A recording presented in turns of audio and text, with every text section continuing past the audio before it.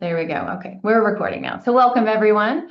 Appreciate everyone joining us this evening for our Kansas 250 program. Want to introduce Deb Goodrich, a native Virginian, a journalist who 3 decades ago fell in love with Kansas and its history. She's an accomplished historian who's been invited to speak across the United States and for prestigious organizations, documentaries, and news outlets. She's a writer, documentarian, and director that loves to share her knowledge and promote Kansas, especially through visiting historical places and engaging with the land and people of Kansas. She's here this evening to discuss her 2025 Kansas Notable book, From the Reservation to Washington, The Rise of Charles Curtis. And now I'll let Deb take over. Thank you so much. And it's yeah, Kansas Notable Book. See the sticker right there? I'm so proud of that. Um I've got to say hello to some of my friends who are here. And gosh, that light looks crazy now, doesn't it? Um I look like Marty Stewart. My hair is kind of so Michelle Martin is on here. Dr. Martin just moved back to Kansas, thank goodness, to start her National Park Service career at Fort Scott, and I'm so so thrilled she's come back. We've worked on so many projects together, books and um, events and all kinds of things. Marty Benoit is on here from Louisiana, and Marty has been involved in two of our recent film projects, and is a very talented artist. And I'm just thrilled to see you on here, Marty. And Shelley Reed is on here from South Carolina. Shelley is one of my co-authors. We're writing a book, a screenplay. Actually, Shelley is doing all the heavy lifting because he's much more experienced with screenplays. So he's really bearing the brunt of this one on doing a screenplay based on our book here. He and our friend Granger Hines. Um, and Ron Wilson is on here. He's just so distinguished and so busy. Huck Boyd Institute out at K-State. And I don't know how he's got time to stop and watch me, but I really appreciate it. And then my friend Nikki from Topeka, who is, yeah, high five, Ron. And my friend Nikki, who actually works at the Federal Home Loan Bank in Topeka and has been a friend for so long. And I'm so glad that she could join us tonight. And of course, I won't get much time to talk about it tonight, but Charlie was instrumental in the home federal whatever home loan bank uh a location in Topeka. So yeah, that's an important part of their story too. And I'm sure lots of other friends that I really can't tell.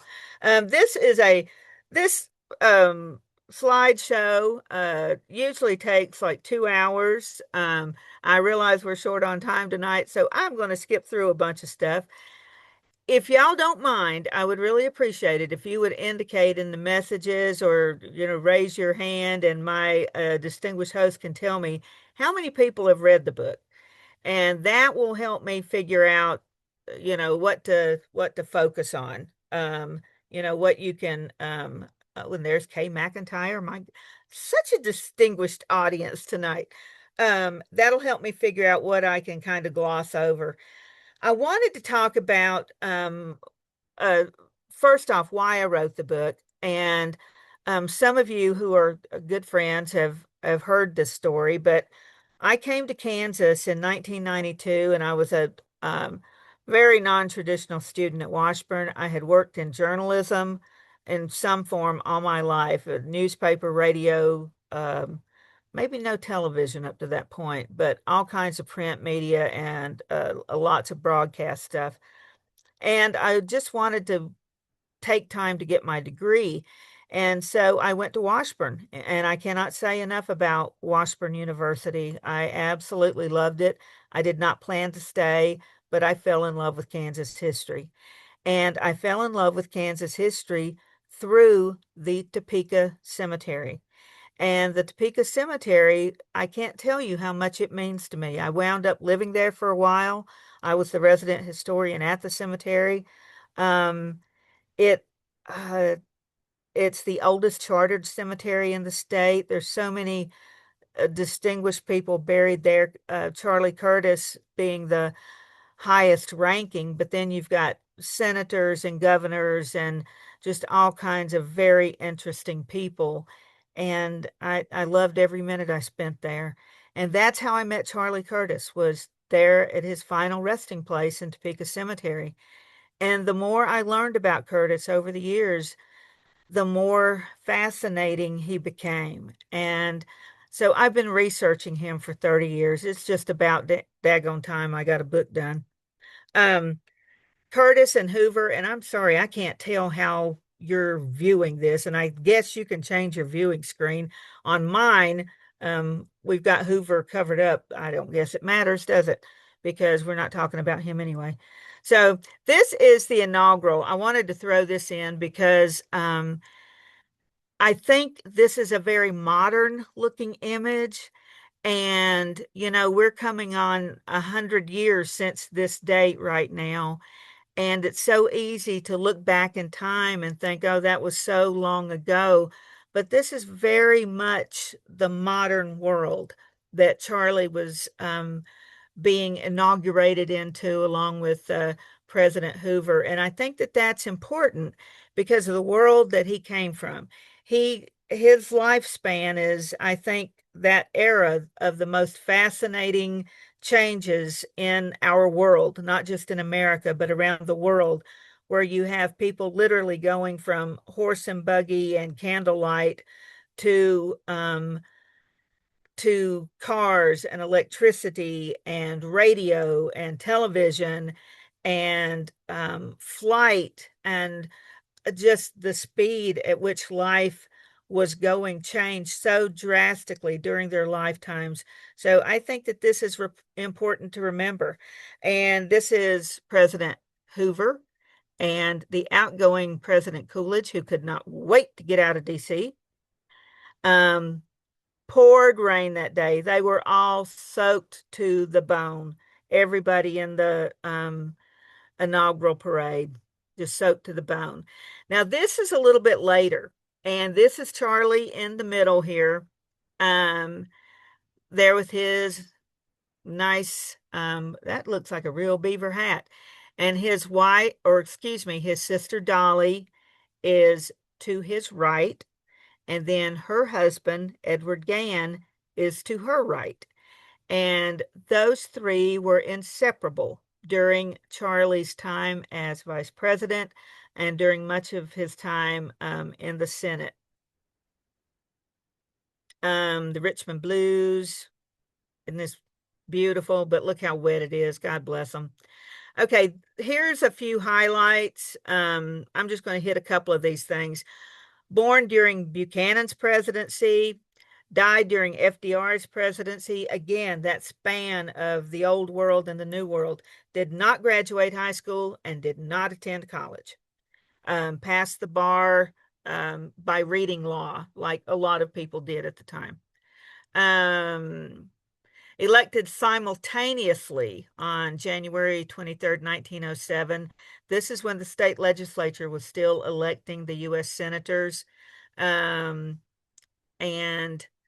he becomes the first Senate Majority Leader. He is the first U.S. Senator in Kansas elected by the popular vote. As that changed, he was real nervous about that. He was a very, very good campaigner, and he was very nervous about switching from the legislature choosing the senator to the popular vote, but he got it. Okay, I want to go back. This is one of my favorite stories. And this, I think, is one of the things that makes Charlie's background so fascinating. This is the Battle of 1,000 Slain. And I'm going to grab a couple of things right here, put on my glasses.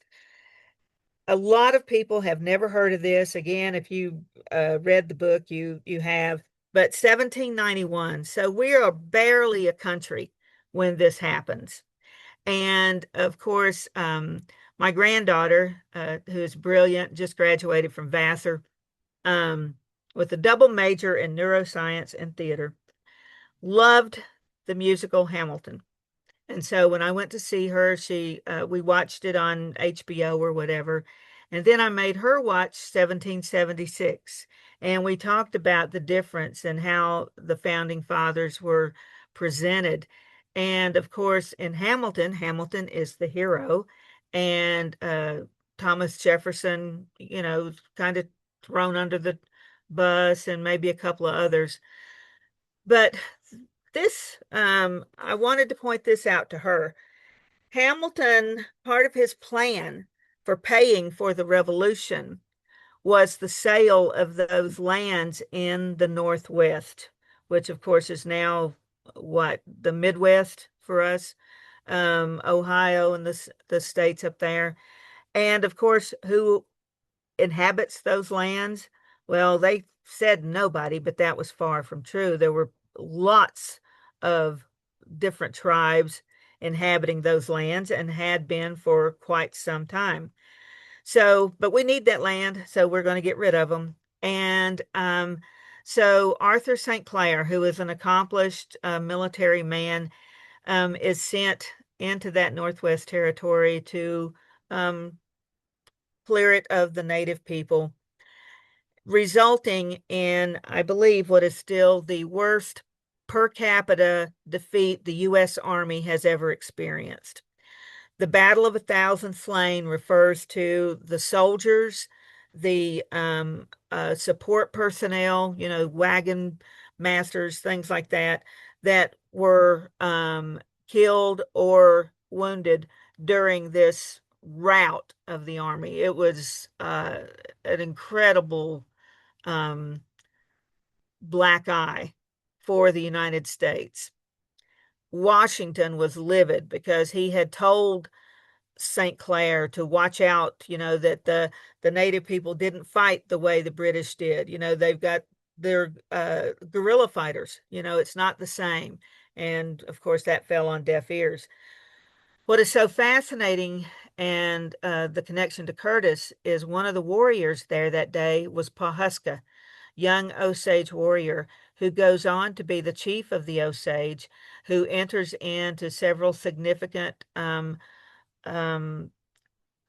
arrangements with the U.S. government, becomes a friend of William Clark, a very significant leader in the Osage Nation and that area of Plains tribesmen. He meets Thomas Jefferson. William Clark selects him to go to Washington as part of a delegation to go ostensibly to treat with the federal government so that they would their message would get through, they would be heard. That is not the real purpose. The real purpose was to show these tribal leaders the might of the federal government so that they would go back and say, everybody just needs to go along with this because we don't stand a chance against them. The next person in Charlie's lineage that I want to mention is White Plume, who is a Kaw or Kanze chief, and he is the son-in-law of Pawhuska. So he marries one of Pawhuska's daughters and becomes a significant chief. Again, is chosen to go to Washington. He meets with President Monroe and gets one of those big, beautiful peace medals, which is on exhibit at the Kaw City Museum in Kaw City, Oklahoma, if you ever get a chance to go see it. Also, they have a copy of the treaty of, gosh, maybe the 1815 and 1825 treaties, both there in Kaw City. It's pretty incredible. But one of the things that I think is so interesting about that is that Charlie's background, he has these ancestors who are, this is part of their job, it's part of their role. They are recognized leaders and they are meeting with the leaders of another country. Now, that's not his white background, that is his native background. And it was often said of Charlie when he did something, when he was presiding over the Senate and he knew the rules so well Parliamentary procedure was one of his strong suits. It was often said of him that that was evidence of his civilized nature. And when he lost his temper, it was evidence of his savage nature. And I think that's exactly reversed. I think that's exactly backwards. I think that ability uh, to be a politician comes from the native side, and the temper probably came from his dad. Um, this is one of the delegations to Washington. They were sending somebody all the time, and uh, like I said, mainly as a show. But okay, Charlie's boyhood. This is the ferry, Papan's ferry, and I believe that this is looking to the south on the river. And that would be basically where, if you're familiar with Topeka, where Ward Mead Park is now on the south side of the river. And the ferry connected North Topeka and South Topeka, or the town of Eugene at the time, to South Topeka. And the ferry was a very lucrative business. There were several up and down the river. They were far from the only one, but it's really, really lucrative. And that is what Charlie's grandparents do. They're operating this ferry, his native grandparents, French and Caw. And then his dad comes from Indiana and goes to work for them. So this is his dad, Captain Jack Curtis. And you could not make up a more colorful figure than Captain Jack Curtis. He is so much fun to research. He is so much fun to write about. And it's like every day with Captain Jack is just another surprise. He would not have been an ideal husband or father. But gosh, as a historian, he's a lot of fun. This is Louis Papan, Charlie's uncle.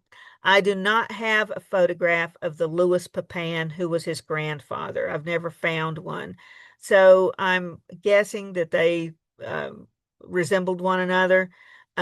It's obvious. You can see the French and Caw features in his face. And that's one of the reasons I wanted to include that. This is his grandmother, Julie Papan, in her later years, and Charlie's cousin Belle. Um, this is after Charlie's grandmother had already moved from Kansas. They had been removed, the Kaw Nation, to the Indian Territory in 1873. So this is sometime after that, when she was older. His Curtis grandparents, William Curtis and Permelia Curtis, and these are the only photographs I've ever found of them. And I hate showing these poor ladies when they're so old and wrinkled. And I'm like, that it seems so unfair, because they were pretty young women one time. And like, if I wanted to be remembered, posterity, I'd like for posterity to see a better photograph of me. So if I ever find one, I'll use it for them. The Curtis Family Cemetery. This is in North Topeka. If you cross the Topeka Avenue Bridge in Topeka, this is just on the north side, not too far from the Great Overland Station. Okay, so I'm going to hit this real quickly, because we were just talking about the Eldridge Hotel in Lawrence, and I know that I have some people on that are very familiar with that. So Charlie his mother dies in April of 1863. And until then, he's been living at home. He's got a baby sister and living at home with mother and daddy, right there on the banks of the Kaw. His dad is operating the ferry, and the war is going on. It's already going on, but their life is actually pretty good. They're making good money on the ferry, and things are not bad. But then his mother dies, and his dad is hardly equipped to take care of two babies. So they're staying with grandmother and granddaddy Curtis part of the time, with grandmother and granddaddy Papan part of the time. They're just basically going back and forth. And then Quantrill attacks Lawrence in August of 1863, just a couple of weeks from now. And that was, it was always feared, but it was also Lawrence is so far into the state that for a raid to come that far in was, there are a lot of people that doubted that that could really happen. But that morning, when Quantrill and 350, 450 guerrillas ride into Lawrence at dawn, they have control of the town until 9 a.m. When they leave a smoldering, just a pile of ashes. The They burned almost every commercial building. They burned a lot of private homes. There were 200 men and boys killed. Quantrill and his men carry a death list into town with them. Ironically, a couple of the guys at the top, Jim Lane and Charlie Robinson, were not harmed. They couldn't find them. But the plume of smoke from Lawrence could be seen in more than 30 counties on both sides of the border. So even though people did not know what was happening, they knew something really awful was happening. So by the time a messenger was sent from Topeka by the governor and got back to Topeka to report on what had happened, Captain Jack Curtis had already formed a company of soldiers to answer the call. And that was just Captain Jack. He was a man of action. He didn't take long to think about the consequences. There was nothing he was afraid of, absolutely nothing. And he was ready to answer the call. And I love this quote, as he's organizing these men. He's like, "Now, gentlemen, I want you to follow me. There's no place where Jack Curtis dasn't go." So he speaks with that um, backwoods Indiana accent. Um, he becomes quite notorious during the war. He is one of the Redlegs. Um, The Redlegs, if you've ever seen the movie The Outlaw Josie Wales, those are the guys at the beginning of the movie who are burning Josie's house down and killing his family. Those are the Redlegs. And Bryce Benedict doesn't like it when I say this, but they're like the special forces of the Jayhawkers. You got the Jayhawkers on one level, and then the Redlegs are up here, just a little bit worse. And there's George Hoyt and his Redlegs. George Hoyt, the leader of the Redlegs, right there in the middle, will become the Attorney General of Kansas after the war is over. And to his right is Captain Jack Curtis. The guy in the middle right there may be Jack Curtis. This is a group of Redlegs in Weston, Missouri. And I can't say positively, but it's generally believed that that's Captain Jack. Okay, Captain Jack is court-martialed in April of 1865 because guys who were serving under him executed some prisoners of war, which is against the rules. And Captain Jack was sentenced to a year hard labor. To quickly go over this, there were so many war crimes committed and so many things that happened that nobody had time to sort out whether or not they were war crimes, that there's sort of this blanket pardon in 1865 that's like, yeah, I'll just go back home and start over. And that's what happened. So he serves about a month, I think, and then is released. This is the statue of the Kaw warrior in Council Grove, which is just gorgeous. And this is an image from Harper's of the full blood Kaw having a burial service. And when Charlie is about 5 or 6, he goes to live with his grandmother and grandmother Papan on the reservation. For some reason, They sell out to the Curtises. They're in North Topeka, and they move to the reservation, and Charlie goes with them. His baby sister stays back home with grandmother and granddaddy Curtis. So he talked about this. He said that the saddest sound of his childhood was the keening and wailing of the full blood caw when they had a funeral service. And here they're slaughtering the pony, the warrior's pony, to be buried with them. Um, the reservation at that time was just, it's part of it's right by the Santa Fe Trail. Um, it is made up of villages. So most of the Kaw people who are living there are in the villages. I don't think that Charlie's grandparents lived in one of the villages. They had like a little cabin there, but not part of the village. And part of the distinction is that Charlie's family is French Kaw. They have intermarried with the French now for, 3 or 4 generations. So there is a divide in the tribe in how the French Kaw and the full blood Kaw are viewed.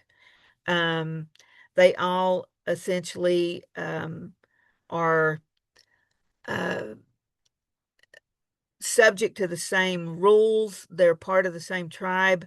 But part of the deal here, I'm going to try to explain this real quickly.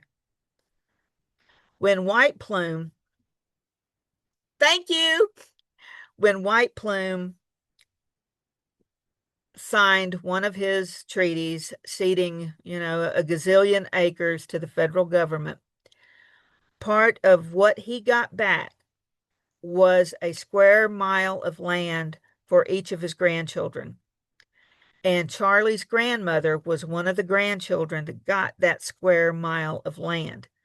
So the Kaw who are getting a square mile of land on the north side of the Kansas River. Deb, we lost your audio there. Um, Oh, can everyone else hear it okay? Okay, great. okay, are we good? Okay.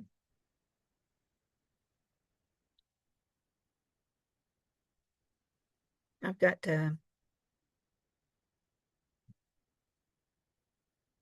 you are screen sharing, but you're not seeing my, okay, from current slide. Okay. Are we good?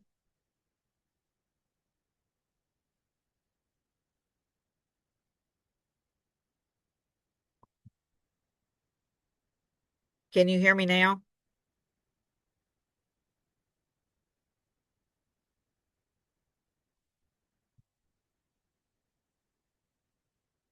Are you hearing me now? You are. Okay. All right. Um, all right. Sorry. I don't know. I hadn't I hadn't touched anything, so I don't know what that was. Um, now is my screen share looking okay, or do I need to change that? It is. Okay. All right. So, when White Plume cut that deal and he gave the uh advantage, a huge advantage to his grandchildren who are mixed. They're all French Kaw.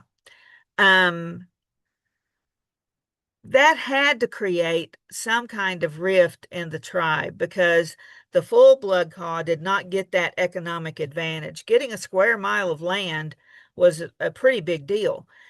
And most of them were operating ferries. So that is an incredibly lucrative business. So his grandkids are pretty well taken care of, where the rest of the tribe is not.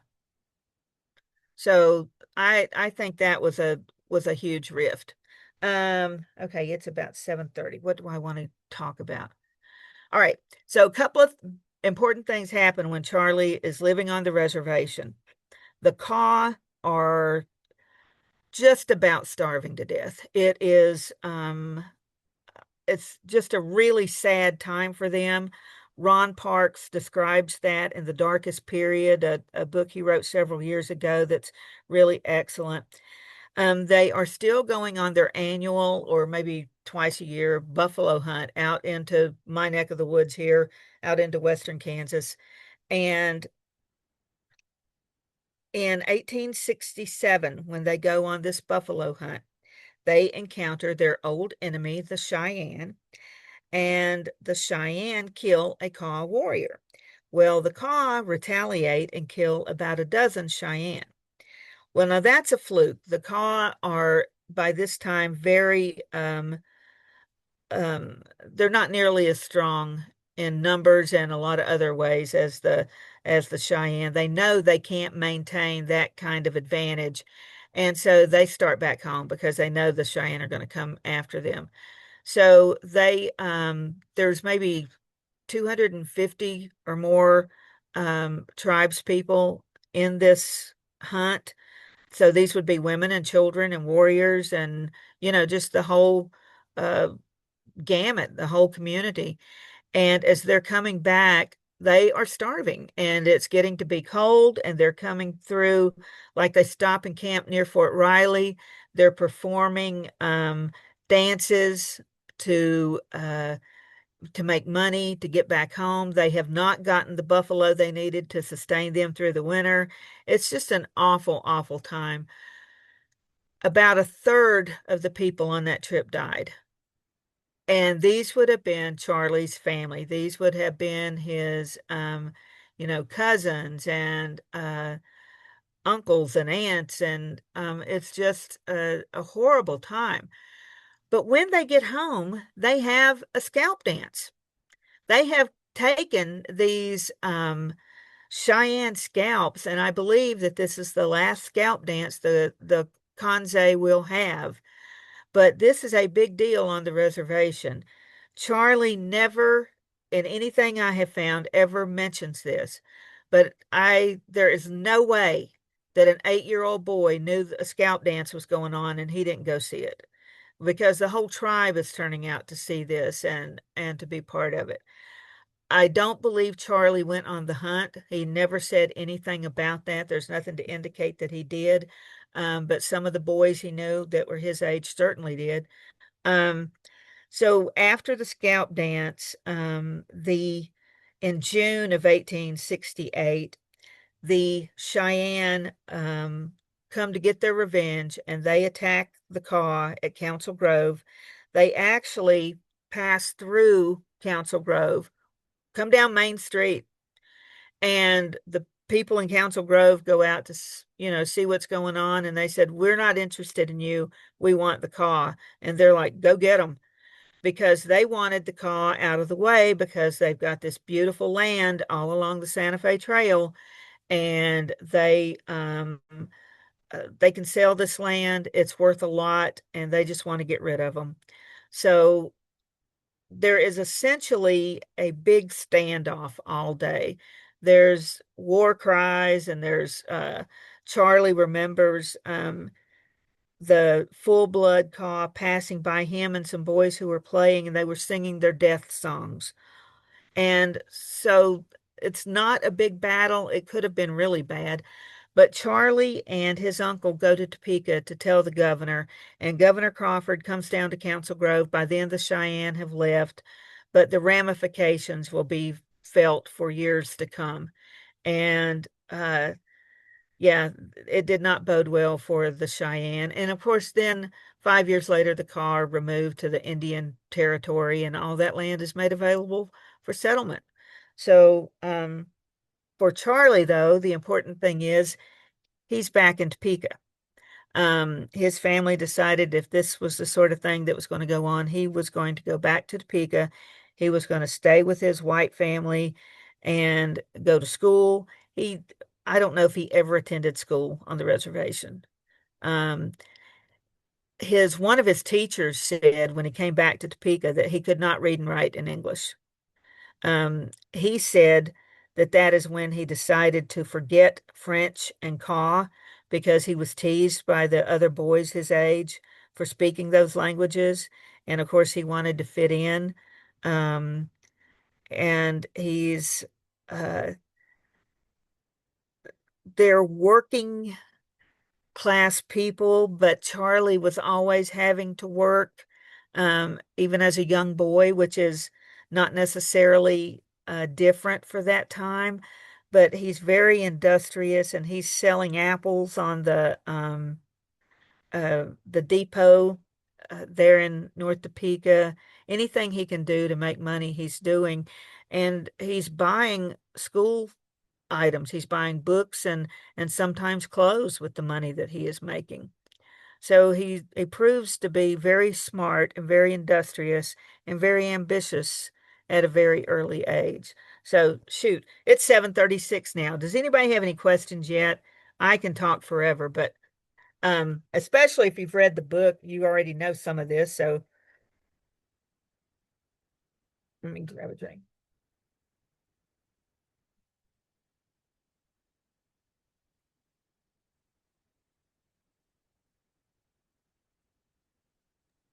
Well, okay, for questions, if people want to raise their hand, I can unmute you. I'll find the setting to allow you to do it yourself as well here in a minute. Or if you want to put it into chat, we can just read it off and go that route. I guess I have a question to start off with. Deb, you talk about the government openly talking and stating, that their goal was extermination, Mhm. that was really the honest truth for most of them.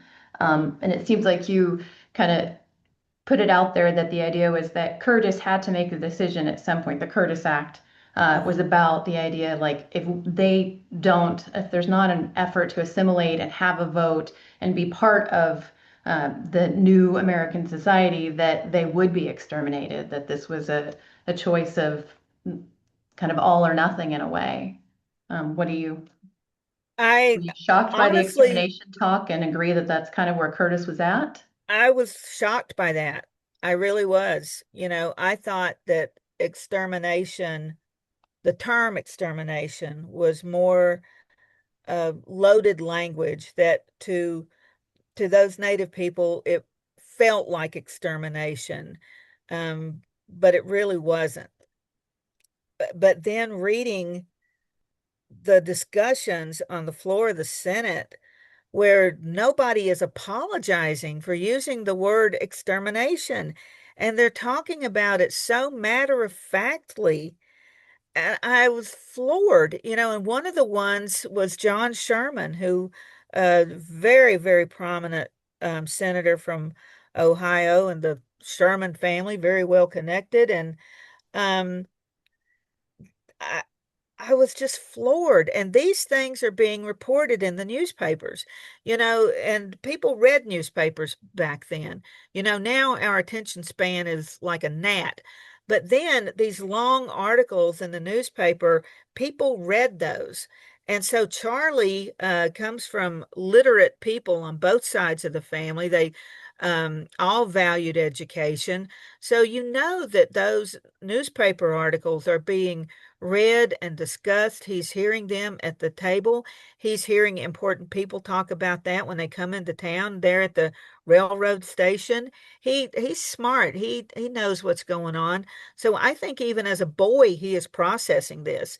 And certainly with, the Cheyenne attack and the people in Council Grove just turned their backs, yeah, go for it.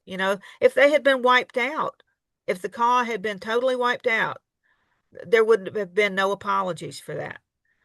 And it always was kind of academic to me until reading those accounts and realizing the impact that that must be having on him.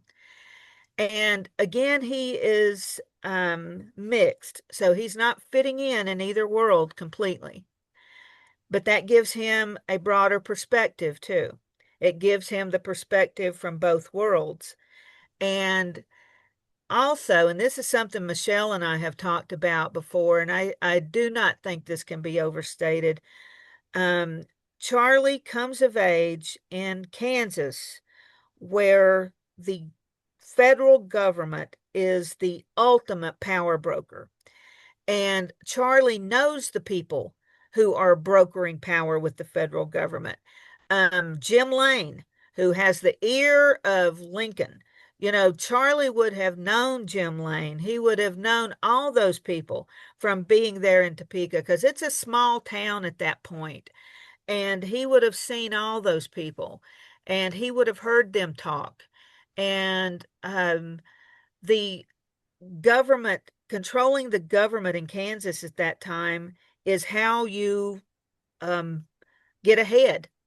Government jobs. Everybody wants a government job. Everybody wants something from the federal government. And when Charlie is a boy and he sees that mighty Cheyenne Nation come and attack the Kaw, what happens to them? That's what, 5 years later at most? They're on a reservation. They've been brought to their knees by the federal government. So when the federal government is talking extermination, he knows the power the federal government has. And it is not academic, it is real. He has seen it, it is real. And I honestly do believe, in fact, Jim Pepper Henry and I, the incoming chair of the Kaw Nation, were talking about it the other day, that when we talk about Charlie's championing assimilation as a means of survival, that's not academic either. We're talking survival as being allowed to live, not just getting by and having enough to eat, but no, being allowed to live and being allowed to function. And Charlie's goal was for Native people to have a vote and have a voice. And I think that was so important to him. That was the only thing that he could see as a means of their surviving. And he believed, and I think hoped, that eventually there would be no race barrier because everybody would be mixed. And I think that's sort of what he was foreseeing. And he's not the only one. There have been other people who've talked about that, over the years. And now historians talk about our society is becoming more and more beige. The difference between white and black and red and brown, it's like it's all, I have two grandchildren who are mixed race. It's that blending Charlie believed was how everybody would advance. So we have two questions in chat. We'll start with the first one here by Dr. Michelle Martin. If you could point to one event in Charlie's young life that impacted him the most, which would it be and how did it change his life? It would have to be because he talks about it so often, when the Kaw are removed to the Indian Territory and his grandfather Curtis, that he was very close to, had just died. And he had been racing all over the country. He'd been in Texas, he'd been racing everywhere and fending for himself. But when his grandfather Curtis died, he said he was adrift and he was going to go to the Indian Territory with his Kaw relatives. And his grandmother told him no. His grandmother, Papan, and he talked about this. Everybody had gone to bed. They bedded down for the night. They were camped not far outside of Topeka when this happened. And she told him that she loved him above everything. But I think as a grandmother, and I know how this feels, you see the potential that your grandkids have, and you want opportunities for them. And his grandmother was a smart woman too. And she had seen what happened to people who did not have an education and people who were marginalized, like many of her tribesmen were. And he had the opportunity to do something else, to be something else. And he said that everything he became, he owed to her. Everything. Okay, we have another question that was by Ron Wilson, and he asked, why did Hoover pick Curtis as his vice presidential candidate? Well, he didn't want to, Ron. And Charlie did not want to be second. It's a great story because when they have the Republican convention in 1928 in Kansas City, so home turf for Charlie, Charlie wants the number one spot. He wants it and he campaigns hard for it. And Curtis knows, everybody knows that Hoover is the front runner. And Hoover, as one of my friends was pointing out to me today, Hoover's got name recognition. He's got a ton of money. He has been a very successful man, and he has, the relief effort that he did in Europe after World War One. It's huge. It's just he's a very, very impressive man, well connected to wealthy people. So he's the front runner. But Charlie campaigns viciously against Hoover. And the farmers are campaigning viciously against Hoover. And the farmers are marching in the streets of Kansas City saying anybody but Hoover. Hoover needs that farm vote. Now he's going to get the nomination, but he needs the farm vote. And Charlie is very popular with the farmers and he's very popular with the veterans. So that's why Hoover acquiesced and goes with Curtis. They are not friends. They are never friends. Uh, there was a joke during the Hoover presidency that Charlie would have to buy a ticket to a White House tour to get inside. And there's probably a lot of truth to that. To Hoover's detriment, I think. I believe Charlie's experience as the uh, Senate Majority Leader, as the in Congress, Charlie knows people. He knows real people. And I think that would have served Hoover well had he listened to him a little more.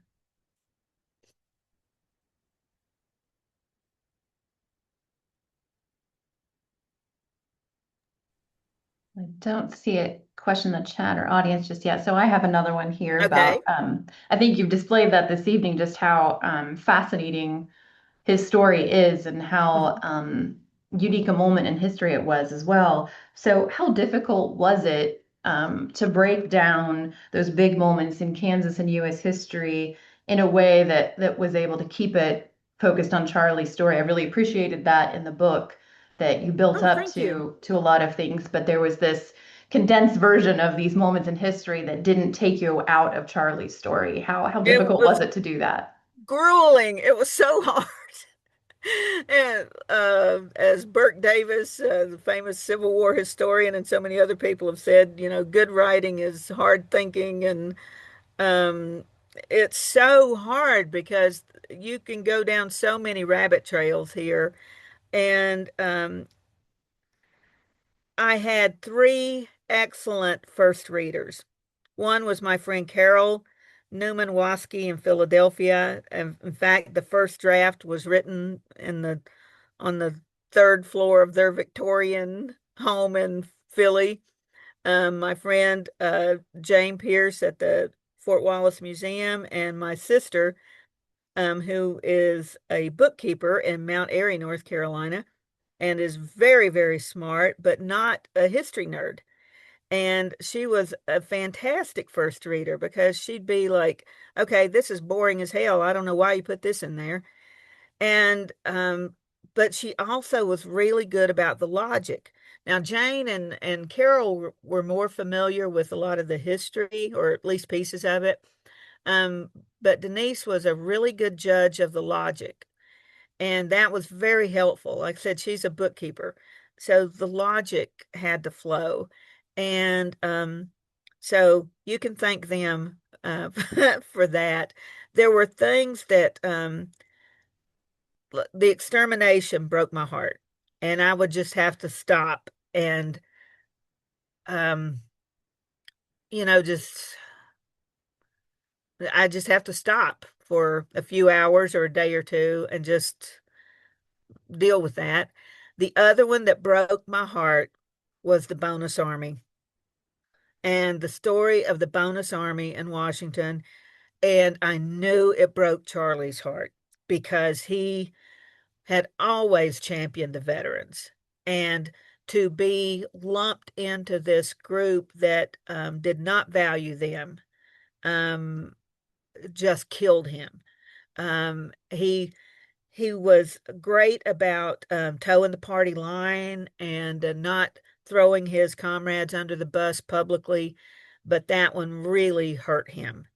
And it's unimaginable. The president's going to sleep with uh, bonfires in front of the White House, where the Bonus Army, the veterans of World War One, are out there um, demanding the things that they had been promised. And uh, Eisenhower would write about it later. MacArthur rides into the um, encampment, and Ike told him not to. He said, that's nothing good can come from your showing up like that. And it didn't. It didn't. And it hurt Ike. It hurt so many of those people to, but the fact was the government didn't have the money. That's it's devastating. It's devastating. Uh, and that one I just broke down and bawled.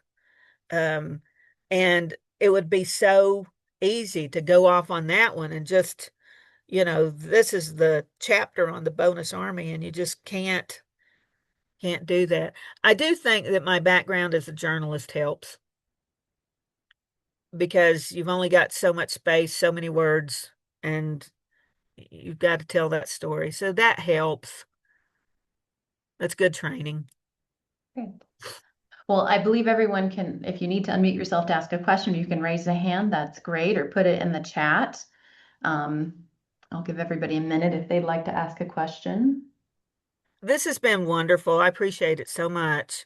It's I'm very proud to do a program with the state library. That's really proud of having the Kansas Notable Book and being recognized. That's not just for me, but for Charlie.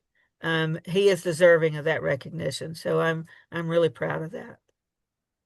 Well, that plays into a follow-up, I guess, that I have regarding, do you feel like since this book has been published and you've been out talking about Charlie and his story, has it changed how much, have a lot of people reached out to you to learn more about him or say we need to bring this story to a bigger audience? And do you feel like it's changed maybe the view of Kansas in general and the influential aspects of both Kansas and history and the people that are in Kansas?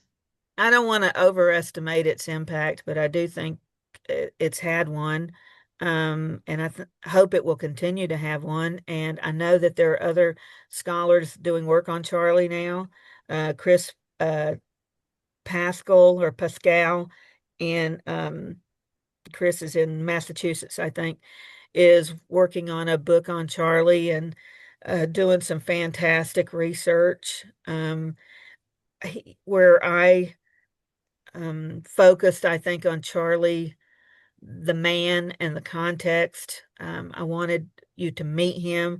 I think Chris is going to do a great job of adding to that and getting more detailed on a lot of the political positions and work that Charlie did.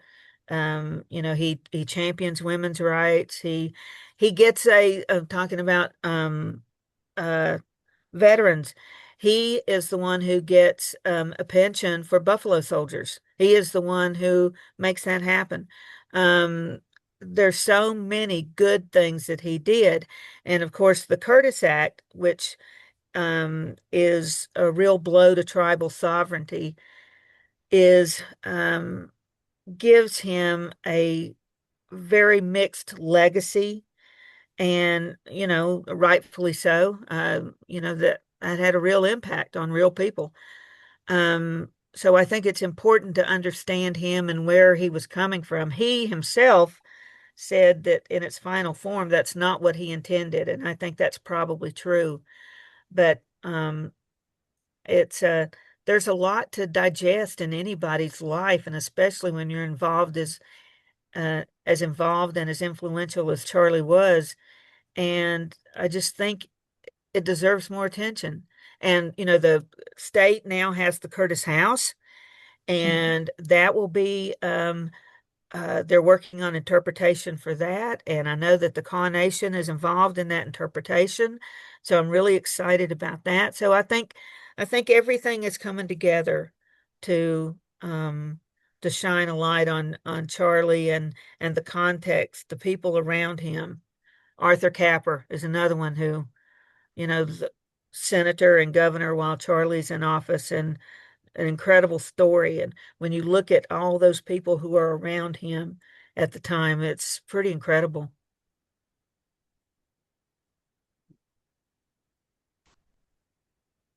Great. Any other questions or comments from anyone attending? I'm going I'm going to, are you all seeing my, uh, okay, I'm going to fast forward real quick and get to one of my favorite pictures here. This is Charlie and Will Rogers, the two most famous Indians in America at the time. Of course, Will is a Democrat and Cherokee, and Charlie is Republican and Kaw. But they were friends, and Will mentioned him a lot in his commentaries and speeches.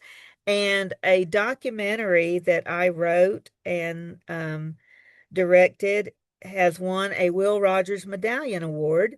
And I'm so proud of that. We're going to be in Tulsa, Oklahoma for the award ceremony, October 31st. And the other two winners in our category were The West with Kevin Costner and The Little House on the Prairie Homecoming. So I'm just real pleased to be in such fine company, and I think it's so fitting. Will Rogers, again, that legacy goes on. His foundation is doing really awesome work preserving the story of the American West. So really, really pleased with that. Great. Well, I don't know if you can see the chat, Deb, but a lot of people have thanked you for your expertise and your Oh, passion and your time, and congratulating you on your award there. So, there any last things you'd like us to know about Charlie? A unique moment in time, or a funny tidbit, or just a moment that you feel like really encapsulates him? the thing that I think is important to remember about Charlie, and I'm going to be in a panel discussion at the upcoming Kansas Book Festival. All the obstacles, the insurmountable problems in his path, he didn't accept them. He never accepted that would get in his way. And he's not Pollyanna. He's not ignoring things. He just doesn't accept that this will stop him. There is a way, and he will find a way, and he did.